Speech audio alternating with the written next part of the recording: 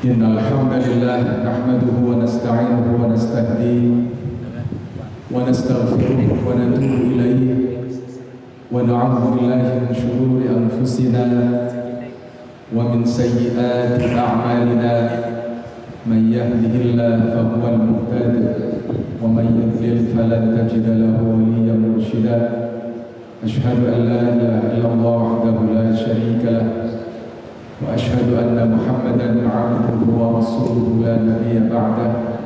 Allahumma fassalli wa sallim wa barik ala nabiyyina Muhammadin wa ala alihi wa ashabihi wa man tabi'ahum bi ihsanin ila yaumiddin. Amma ba'd.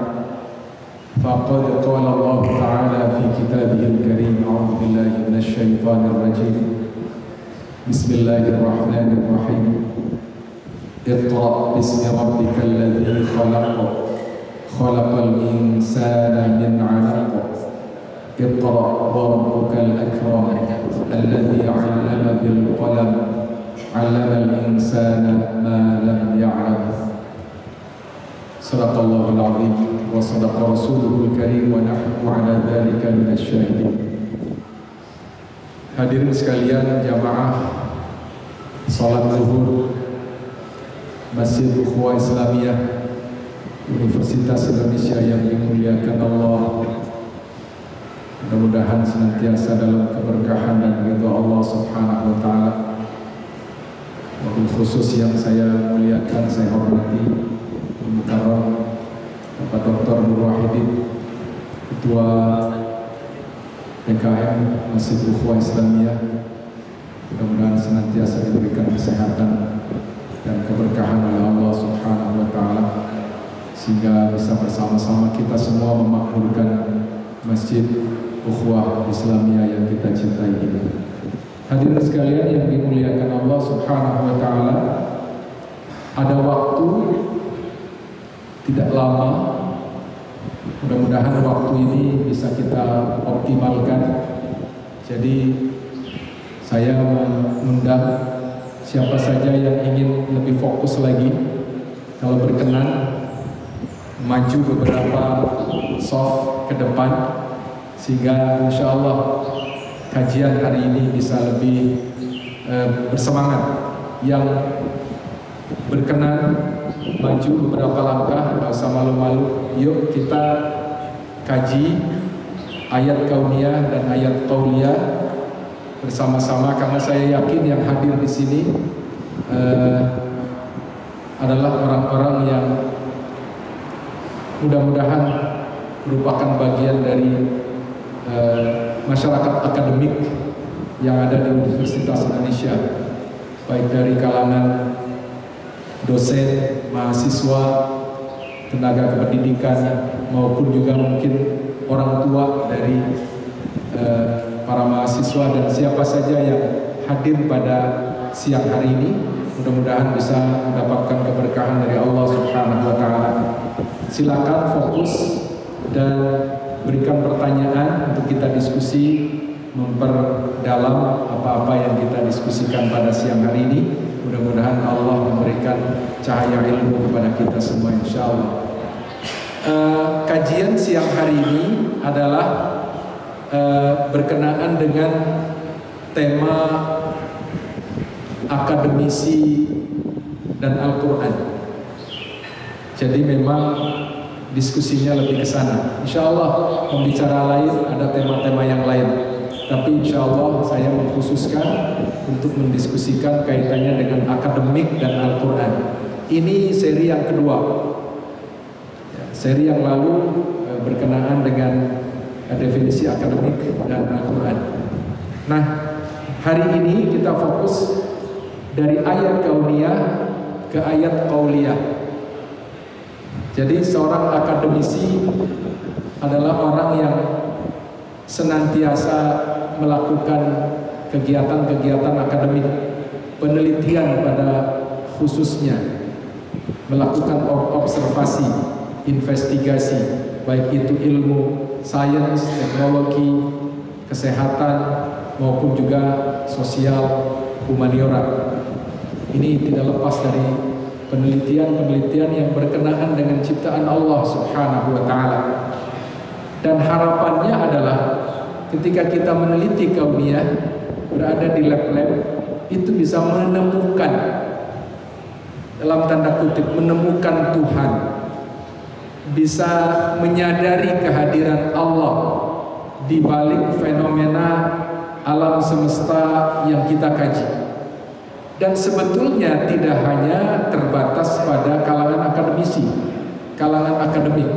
Semua saja hamba Allah Subhanahu wa ta'ala yang melihat adanya fenomena matahari, bulan, bintang, langit, bumi, tumbuhan, hewan, dan sebagainya tidak lepas dari ciptaan Allah Subhanahu wa ta'ala. Karena itu mestilah ketika melihat fenomena alam semesta, mestinya mereka bisa lebih sadar. Disitulah bukti-bukti kebesaran Allah Subhanahu wa ta'ala bisa kita lihat dengan akal kita dan mata batin kita, insyaallah. Segala puji bagi Allah Rabb semesta alam yang memperlihatkan kebesarannya melalui dua kitab besar. Ada kitab yang tertulis di kesempatan yang lalu saya menyampaikan tadabbur surah Al-Alaq ayat 1 sampai 5. Ada dua, Iqra bismi rabbikal ladzi khalaq, khalaqal insana min 'alaq. Itu Iqra pertama. Ada Iqra yang kedua, Iqra wa rabbukal akramul ladzi 'allama bil qalam 'allamal insana ma lam ya'lam. Itu Iqra yang kedua. Iqra yang pertama berkenaan dengan ciptaan Allah Subhanahu wa ta'ala yang dibentangkan di alam semesta, termasuk ciptaan Allah terhadap diri kita. Diri kita diciptakan dari mana, kita perlu menyadari asalnya dari mana, siapa yang menciptakan, siapa yang membentuk. Alladzi khalaqa fasawwa, walladzi qaddara fahada, walladzi akhrajal mar'a, dan seterusnya. Allah yang menciptakan, Allah yang menyempurnakan, Allah yang membentuk rupa, Allah yang menentukan kadar-kadarnya, dan Allah yang mengatur semua alam ciptaan ini, memberikan rizki dan seterusnya. Itu disebut dengan ayat-ayat yang terbentang di alam semesta, kitab yang terbuka di alam semesta. Yang kitab ini harus dibaca. Kalau dibaca tentu ibadah kepada Allah Subhanahu wa ta'ala. Yang kedua, kita membaca kitab yang tertulis, Al-Quranul Karim. Iqra wa rabbukal akram alladzi 'allama bil qalam 'allamal insana ma lam ya'lam. Keduanya saling melengkapi, saling menerangi. Jadi mestinya tidak ada, kalau dia beriman kepada Allah, tidak ada ilmuwan yang sekuler. Dia hanya meneliti biologi saja, sudah ansih keluar jadi paper. Tapi meneliti biologi misalnya, menemukan kebesaran Allah Subhanahu wa ta'ala dan sujud kepada Allah Subhanahu wa ta'ala. Tubuhnya adalah seorang yang menjadi peneliti, tapi menjadi orang yang beriman, menjadi orang yang bersujud kepada Allah Subhanahu wa ta'ala. Dan ilmu-ilmu yang lain. Ini seorang akademisi yang membaca keduanya dengan jujur dan rendah hati akan menemukan bukan hanya ilmu, tapi kehadiran Allah di balik setiap fenomena alam. Masya Allah. Ya, next nanti pertemuan yang akan datang, insya Allah kita akan gambarkan beautiful creature, keindahan ciptaan Allah, kebesaran ciptaan Allah di berbagai macam. Tapi tentunya kita punya keterbatasan. Sekedar contoh saja yang sering kita dengar pada saat imam itu membaca, afala yanzuruna ilal ibili kaifa khuliqat. Ya. Afala yanzuruna ilal ibili kaifa khuliqat. Ya. Apakah kalian tidak memperhatikan bagaimana unta itu diciptakan? Unta diciptakan itu seperti apa? Kalau unta diciptakan berarti ada yang menciptakan. Ini bahasanya itu indah sekali. Ya. Unta. Kenapa unta? karena turunnya Al-Quran di Jazirah Arabia. Orang melihat unta itu biasa. Kalau di sini afala yang yanzuruna ilal ibili mungkin nggak ada. Adanya kambing, adanya sapi dan sebagainya. Tapi bukan hanya terbatas unta. Wa ilas samaa'i kaifa rufi'at. Lihat langit. Jadi orang di padang tandus itu melihat unta biasa, melihat langit itu clear, jelas. Diajak untuk berpikir tentang ciptaan Allah. Wa ilal ardi kaifa sutihat, bagaimana bumi itu dihamparkan. Ya, dan seterusnya. Dan seterusnya.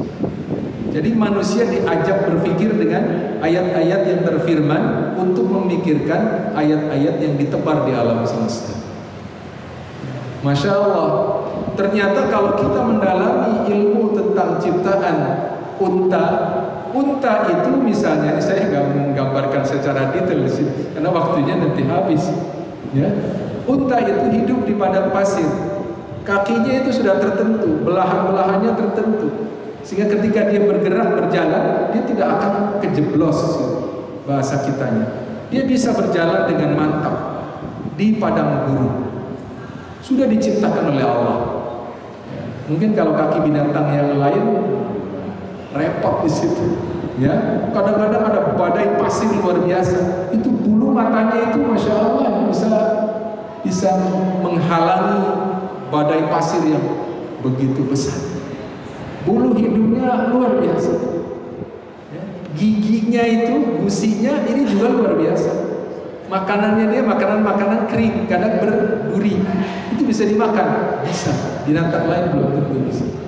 Jadi beautiful creature, ciptaan Allah yang luar biasa. Segitu aja. Ada pantun pembuka ya, jalan-jalan ke hutan UI. Cakep nggak? Nggak cakep juga nggak apa-apa ya. Jalan-jalan ke hutan UI, melihat daun jatuh perlahan. Alam bicara dengan damai tentang Allah Sang Maha Pencipta kehidupan. Alhamdulillah, ya kan? Dua jenis ayat. Ya. Kata ayat dalam Al-Quran berarti tanda atau signs. Ya. Ada tanda yang dibaca dengan akal, ada tanda yang dirasakan dengan hati. Keduanya sama-sama mengarah kepada pengenalan terhadap Allah Subhanahu wa Ta'ala.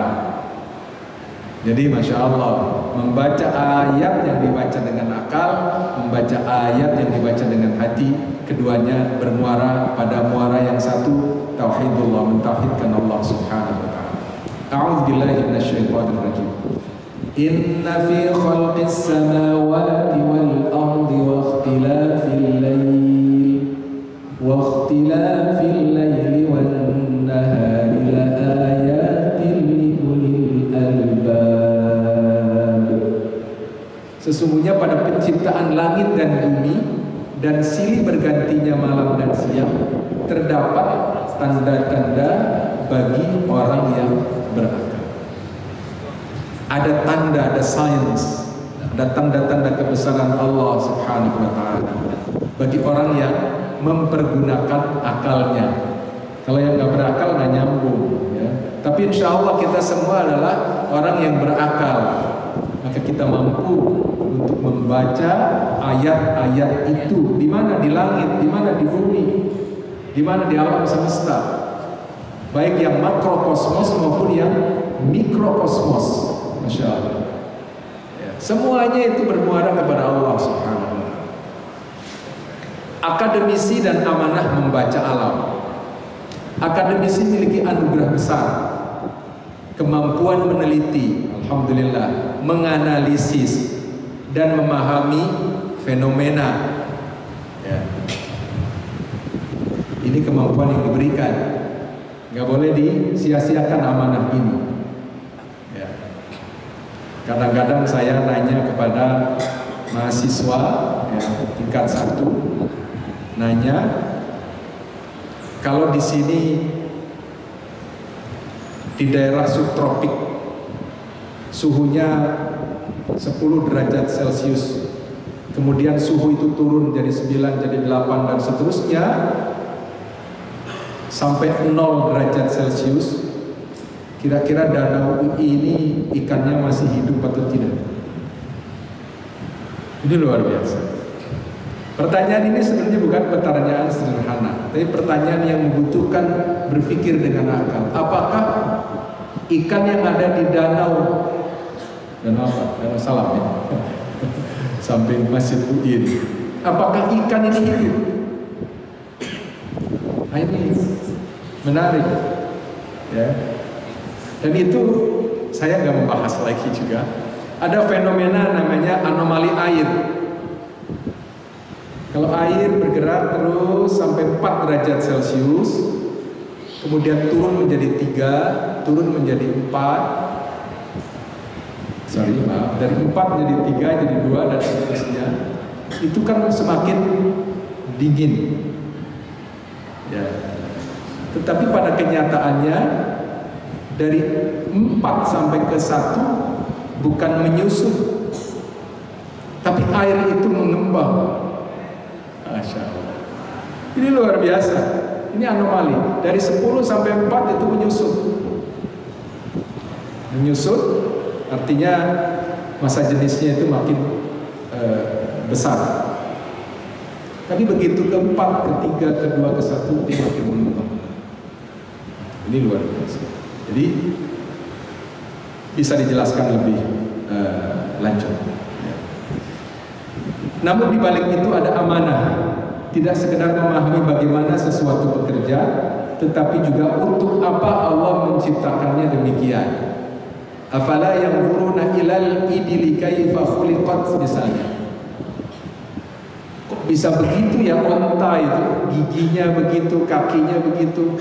Di punuknya ini ada jendolan ya, di punuk gitu. Itu ada lemaknya. Yang lemak ini bisa bertransformasi menjadi air. Masya Allah. Ya, jadi airnya tidak disimpan dalam bentuk air, tapi disimpan dalam bentuk lemak. Masya Allah. Ya, sehingga dia adalah makhluk yang tahan di daerah gurun seperti itu. Siapa yang menciptakan? Untuk apa dia diciptakan? Jadi ada maksudnya. وَسَخَّرَ لَكُمْ مَا فِي السَّمَاوَاتِ وَمَا فِي الْأَرْضِ جَمِيعًا مِنْهُ إِنَّ فِي ذَلِكَ لَآيَاتٍ لِقَوْمٍ يَتَفَكَّرُونَ. Dan dia menundukkan untukmu apa yang di langit dan di bumi, semuanya darinya ditundukkan oleh Allah Subhanahu wa ta'ala. Berarti ada maksud tertentu, ada tujuan tertentu. Sungguhnya pada yang demikian itu terdapat tanda-tanda bagi kaum yang berpikir. Ada tanda, ada sains yang bisa dibaca oleh orang yang berpikir. Nah, ini kan isyarat kepada kita supaya kita ini mikir. Jangan diberi tanda setiap hari, tapi kita nggak pernah bisa baca. Membaca di balik ayat itu ada kekuasaan Allah yang kita wajib untuk beribadah, untuk mengabdi kepadanya. Fenomena alam ini bahasa Tuhan. Setiap fenomena alam adalah bahasa ilahi, ya, termasuk gerhana. Biasanya nggak ada gerhana, tapi kali ini bisa ada gerhana. Ya, dikasih gerhana itu kita jadi mikir. Coba kalau nggak ada gerhana, mungkin kurang mikir. Kecuali yang biasa memikirkan setiap pagi berzikir dan seterusnya. Begitu ada gerhana, gelap gulita siang hari, baru kita mikir. Itu tanda-tanda kekuasaan Allah yang besar. Matahari yang terbit, angin yang berhembus, bunga yang mekar, bumi yang berputar, semuanya sedang berbicara tentang kehadiran dan kasih sayang Allah Subhanahu wa ta'ala. Mereka lagi berkata-kata sama kita, ini loh manusia, ya, ini loh manusia. Kami ini taat kepada Allah, kami ini bertasbih kepada Allah. Gunung bertasbih, angin bertasbih, ya. Semuanya berzikir kepada Allah Subhanahu wa ta'ala. Wa in min syai'in illa yusabbihu bihamdihi walakin la tafqahuna tasbihahum. Dan tidak ada sesuatu pun melainkan bertasbih dengan memujinya, tetapi kamu tidak memahami tasbih mereka. Masya Allah, ya. Tahu kita tasbihnya matahari, Kita nggak tahu. Tapi kasih tahu sama Allah bahwa mereka bertasbih kepada Allah. Bintang bertasbih, angin bertasbih, pohon bertasbih, danau bertasbih. Kita bertasbih mudah-mudahan. Makanya alam semesta bertasbih dan kita bertasbih, maka kita bersama semesta bertasbih kepada Allah Subhanahu wa taala. Insyaallah. Dari observasi ke kesadaran, dari penelitian, research kepada kesadaran. Sains mengajarkan kita untuk mengamati dengan mata. Ya. Observasi pakai mikroskop, teleskop, observasi dengan menggunakan data-data elektromagnetik misalnya, mengamati kondisi sosial, kondisi kemanusiaan di suatu daerah, itu diamati dengan mata. Tapi Al-Quran mengajarkan kita untuk merenung dengan hati. Ya. Ilmuwan yang beriman tidak berhenti pada keteraturan alam, tapi harus sampai kepada kesadaran. Ternyata alam semesta ini ada yang namanya gravitasi. Anything di atas bumi ini kalau dilepas dia akan jatuh. Kita biasanya bilangnya jatuh ke bawah, ya kan? Tapi kalau bumi bulat begini, kita ada di bawah ini, jatuhnya kemana? Ke atas kan gitu. Jatuh ke pusat bumi. Ada rumusnya, ada formulanya, ada. Sudah ditemukan, sudah. Fenomena ini bisa kita amati. Tapi apakah berhenti di situ saja? Habis sampai kuliah mekanika atau fisika mekanik, fisika gravitasi itu saja cukup? Mestinya tidak hanya sampai di situ. Oh, ternyata alam semesta ini teratur. Oh, ternyata gelombang elektromagnetik dari langit itu bisa digunakan untuk mendeteksi objek sampai puluhan kilometer, sampai ratusan kilometer. Itu bidang saya. Menggunakan menggunakan gelombang elektromagnetik dari langit itu bisa mendetek objek bawah permukaan bumi sampai kedalaman katakanlah 100 km. Bisa. Ya. Tapi berhenti sampai di situ. Tentu mestinya seorang yang beriman tidak berhenti pada keteraturan alam, tapi sampai kepada kesadaran siapa yang menatapnya demikian sempurna. Gitu. Mestinya harus nyampe ke situ. Inilah ilmuwan yang nggak nyampe ke situ, nggak sampai pada kesadaran. Papernya banyak, publikasinya banyak, hebat. Tapi hebat duniawi, jadi nggak sampai sedikit lagi mengenal Allah. Mestinya hatinya digunakan untuk bertanya siapa yang menatanya demikian sempurna. Ya. Planet-planet di galaksi macam-macam itu jumlahnya tak terhitung, tapi mereka ada yang terlihat maupun yang tidak terlihat. Baik dengan teleskop, apalagi tidak pakai teleskop. Teleskop aja sudah nggak mampu. Tapi mereka ada, mereka teratur. Mereka jauh posisinya. Sampai cahaya sampai ke sini pun itu juga bisa ratusan atau ribuan tahun cahaya. Artinya cahaya nyampe ke sini ratusan tahun, ribuan tahun, miliaran tahun baru sampai sini. Dari sono sampai sini. Ya, tahun cahaya. Berarti jaraknya nggak usah ditanya. Wallahu a'lam bishawab. Boundary of universe kita nggak tahu. Batas dari alam semesta kita nggak tahu. Itu kalau disebut universe. Apakah multiverse? Oh iya, bisa jadi multiverse. Jadi ada alam semesta yang nggak bisa kita lihat. Masya Allah, ya. Segitu aja kadang-kadang kita sombongnya selangit. Masya Allah. Siapa kita? Gitu. Ya. Jadi kesadaran itu mestinya muncul kepada orang-orang yang melakukan penelitian research yang luar biasa, setiap hari menemukan fenomena-fenomena keajaiban Allah di dalam ciptaannya. Kita perhatikan ayat ini. Sanurihim ayatina fil afaqi wa fi anfusihim hatta yatabayyana lahum annahul haqq. Kami akan perlihatkan kepada mereka tanda-tanda kami di segenap ufuk, di segenap horizon, di segenap penjuru pandangan mata kita, dan termasuk juga pada diri mereka sendiri, diri kita sendiri. Ada tanda-tanda kebesaran Allah hingga jelas bagi mereka bahwa Al-Quran itu benar. Coba, korelasi yang sangat bagus. Allah itu memperlihatkan alam ciptaannya di alam semesta, tapi kesimpulannya Al-Quran ini benar. Jadi ada korelasi yang sangat kuat. Mestinya orang yang melakukan penelitian bertahun-tahun menemukan bahwa Al-Quran ini benar. Hebat ya? Jadi mestinya kita semua akademisi sampai ke situ. Jangan hanya sampai ke batas-batas tertentu saja. Dilanjutkan lagi supaya kita mengenal Allah lebih jauh. Integrasi dua kitab Allah. Allah menurunkan dua kitab untuk dibaca oleh manusia. Tadi sudah saya sampaikan. Kitab yang tertulis yakni Al-Quran disebut ayat qauliyah. Kitab yang terbentang di alam semesta disebut ayat kauniyah.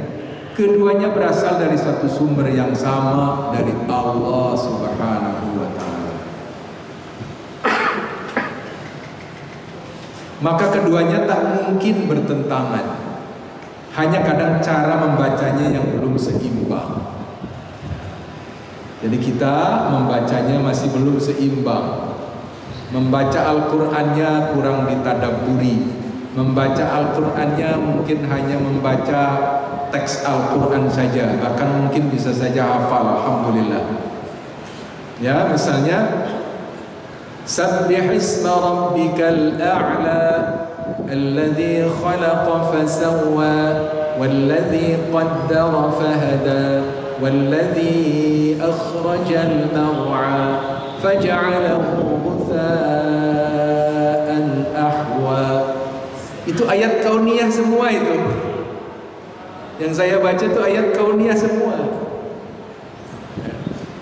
Sabbih isma rabbikal a'la, maha suci Allah, maha sempurna Allah, Rabb kalian yang maha tinggi, maha mulia, maha tinggi, maha terpuji. Itu Allah, disebut Allah, Rabb kalian. Alladzi khalaqa fasawwa, yang telah menciptakan everything, kemudian fasawwa, menyempurnakan ciptaannya. Diciptakan dengan ciptaan yang sempurna.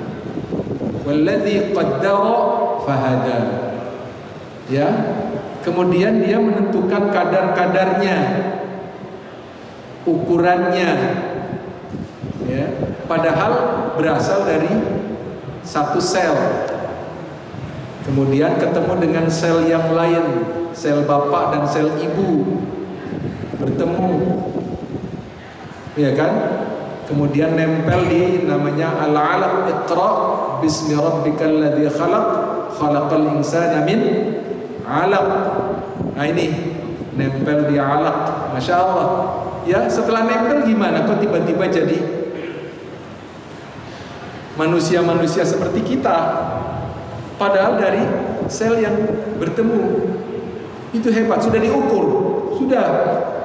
Nanti sel itu mengalami pembelahan-pembelahan yang luar biasa. Ada sel yang nanti jadi mata, ada sel yang jadi pipi, ada sel yang jadi hidung, ada sel yang jadi bibir. Dan ini bukan satu sel, banyak, ribuan, ya kan? Miliaran sel membentuk diri kita. Ada sel rambut, ada sel ini, macam-macam. Tapi begitu muncul, kita kaget, subhanallah, masya Allah, matanya kayak bapaknya ya, bener nggak? Pipinya kayak ibunya, bibirnya kayak neneknya. Siapa yang ukur ini? Kalau nggak diukur nggak jadi begitu. Ya, udah dibentuk, udah diukur ukurannya itu, masya Allah. Begitu muncul lagi, oh kok matanya sipit, oh matanya belok, oh rambutnya keriting. Masya Allah, itu ukuran-ukuran alladzi khalaqa fasawwa walladzi qaddara fahada. Menentukan ukurannya, sel-selnya ini terukur dengan baik, tepat, nggak ada yang salah. Qaddara fahada. Sel itu diperintahkan oleh Allah. Mau dia, mau. Kamu nanti jadi sel mata ya, kamu jadi sel hidung ya, kamu jadi ini ya, kamu jadi ini, kamu jadi rambut, kamu jadi. Sudah diperintahkan Allah, fahada ditunjuki oleh Allah Subhanahu wa taala. Ya, maka kita perlu membaca dengan baik. Hadirin sekalian yang dimuliakan Allah, ilmu yang mengantar kepada tauhid. Semakin dalam ilmu digali, semakin nyata kebijaksanaan Sang Pencipta. Wisdom of Allah Subhanahu wa ta'ala. Ilmu yang benar akan selalu mengantarkan kepada tauhid. Oh, saya kan belajar ilmu dunia, kalau ente kan belajar ilmu akhirat. Nah, itu keliru. Ya, belajar ilmu fisika, belajar ilmu biologi itu ilmu Allah. Yang ujungnya mestinya mentauhidkan Allah Subhanahu wa ta'ala, tidak menjadi orang sekuler. Ya, tidakkah engkau melihat bahwa Allah menurunkan air dari langit, lalu bumi menjadi hijau? Ujungnya ke Allah. Ya, yang tadinya bumi tandus dikasih air oleh Allah, tiba-tiba yang kelihatan gak ada apa-apa, muncul rumput, muncul ini, muncul itu, muncul ini. Begitulah kalian nanti akan dibangkitkan, kata Allah di ayat yang lain. Sungguh Allah maha lembut lagi maha mengetahui. Bapak Ibu yang dimuliakan Allah, Allah maha lembut, urusannya ini halus.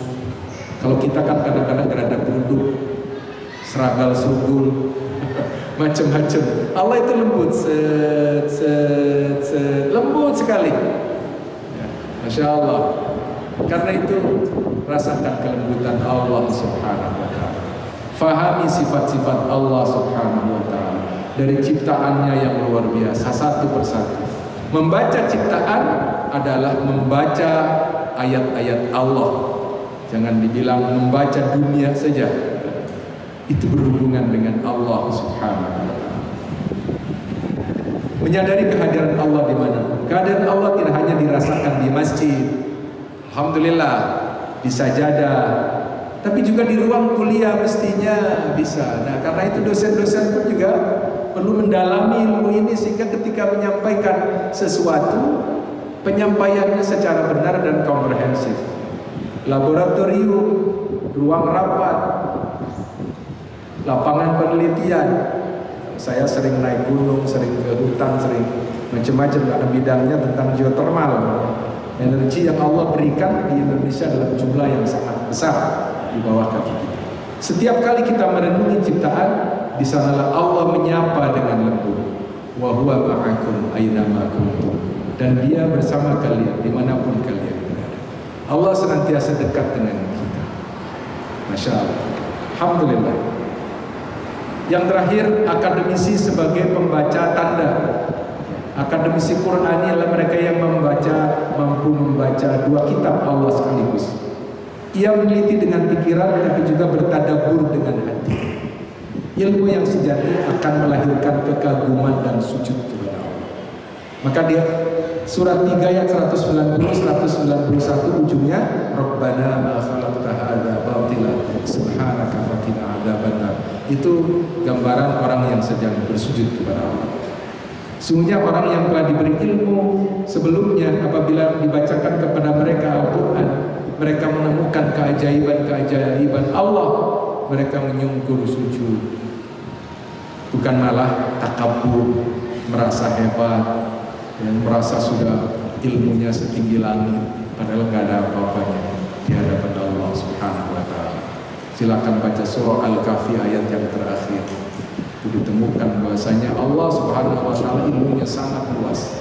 Kalau kalian mau membuat air laut sebagai tinta dan pohon itu sebagai pena yang lalu didatangkan lagi, itu tidak akan habis-habis ilmu Allah Subhanahu wa ta'ala. Semoga Allah menjadikan kita hamba-hamba yang membaca dua kitabnya dengan seimbang, yang tertulis Al-Quran dan yang terbentang di alam semesta. Karena itu Qurannya juga harus ditadaburi maknanya, jangan hanya dibaca saja. Karena itu kajian-kajian tadabbur perlu diperbanyak di Universitas Indonesia ini, supaya dia paham terhadap makna Al-Quran. Karena kita pernah sering mendengar Syahrul Ramadan alladzi unzila fihi al-Qur'an hudan linnas wa bayyinatin minal huda wal furqan. Bulan Ramadan adalah bulan diturunkannya Al-Quran. Hudan linnas, petunjuk bagi manusia, dan penjelasan-penjelasan dari petunjuk itu. Jadi ayat Al-Quran yang satu menjelaskan ayat yang lain, sehingga kalau dibaca secara keseluruhan, secara komprehensif, kita menemukan kesempurnaan ilmu yang Allah anugerahkan kepada kita. Masya Allah, termasuk ayat-ayat karunia di alam semesta. Agar setiap ilmu menjadi jalan mengenalnya, dan setiap penemuan menjadi tanda untuk bersujud kepadanya. Allahumma arinal haqqa haqqa warzuqna ittiba'ah wa arinal batila batila warzuqna ijtinabah. Ya Allah, tunjukkanlah kepada kami kebenaran sebagai kebenaran, dan berilah kami kemampuan untuk mengikutinya. Ini penting. Ya Allah, tunjukkan yang hak itu hak, walaupun yang hak bisa dikamuflase, bisa diintimidasi, bisa dimacem-macemin.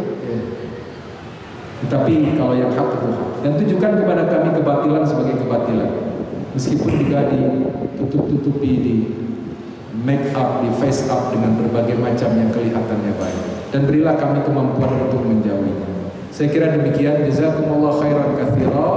Dari saya, kalau ada pertanyaan, ada koreksi, ada tambahan, boleh ya Mas ya, insyaallah. Tafadhol kalau ada, silakan.